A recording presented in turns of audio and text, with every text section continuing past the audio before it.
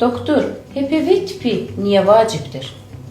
Human papillomavirusun növünü təyin etmək mütləqdir. Aşağı riskli olan növləri ziyillərin, kandilomaların, papillomaların yaranmağına səbəb olur. Yuxarı riskli növləri isə uşaqlıq boynunun xərçənginin yaranmağına səbəb olur.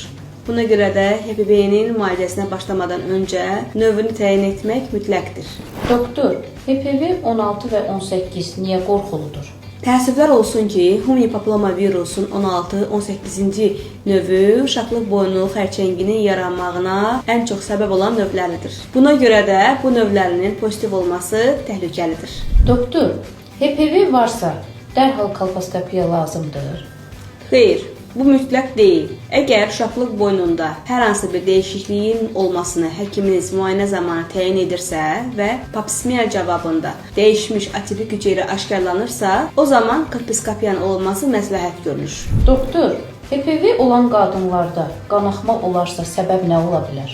Bu artıq təhlükəlidir. Servikal dəyişiklik, poliplərin olması, eroziya artıq ciddi müayinə tələb edir. Doktor, HPV ilə lazer epilyasiyası etmək olar?